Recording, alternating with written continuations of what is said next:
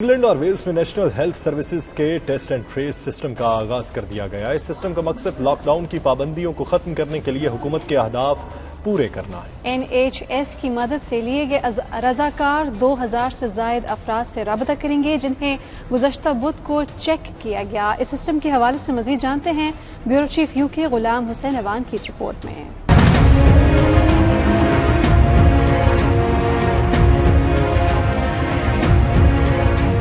Test and trace system کے تحت ایسے تمام افراد پر نظر رکھی جائے گی جن کے کرونا وائرس ٹیسٹ مثبت آئے تھے۔ انہیں بتایا جائے گا کہ انہیں خود کو دوسروں سے کس طرح الگ تھلگ رکھنا ہے۔ ان سے تمام معلومات لی جائیں گی کہ وہ آئسولیشن کے دوران کن افراد سے ملتے رہے ہیں۔ ایسے تمام افراد جو وائرس کا شکار ہونے کے بعد صحت یاب ہو چکے ہیں، ان سے رابطہ رکھنے والوں میں سے کسی کو بھی انفیکشن کا خطرہ ہوا تو 14 روز کے لیے انہیں الگ تھلگ رکھا جا سکتا ہے، چاہے وہ کرونا وائرس کا شکار ہو چکے ہوں یا محفوظ ہوں۔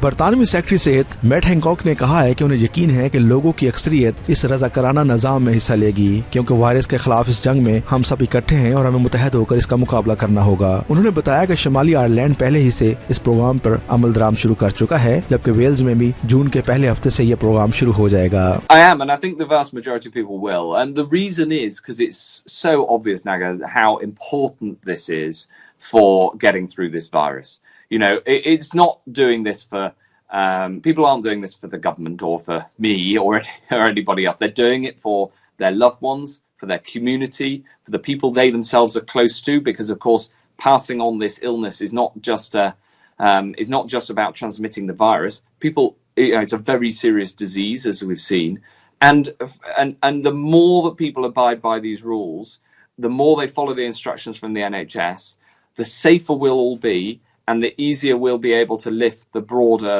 lockdown measures. And I think that is a huge motivation for people to do the right thing, and I think the vast majority of people will. نئے قوانین کے مطابق مثبت علامت پر شہری کو 119 پر فون کر کے اپنے لیے ٹیسٹ کی تاریخ لینا پڑے گی۔ اگر اس کا ٹیسٹ منفی ہے تو ٹھیک، لیکن اگر یہ مثبت ہوا تو NHS test and trace system team یا مقامی پبلک ہیلتھ ٹیم متاثرہ فرد سے فون، ٹیکسٹ یا ای میل کے ذریعے ابتدائی رابطہ کرے گی اور انہیں مناسب ہدایت فراہم کرے گی۔ سیکرٹری صحت کے مطابق جو لوگ اس وائرس سے صحت یاب ہو چکے ہیں انہیں بھی خود کو الگ تھلگ رکھنا چاہیے، کیونکہ یہ معلوم نہیں کہ وہ پھر بھی وائرس دوسروں کو منتقل کر سکتے ہیں یا نہیں۔ غلام حسین ایوان، بیورو چیف، 92 نیوز UK۔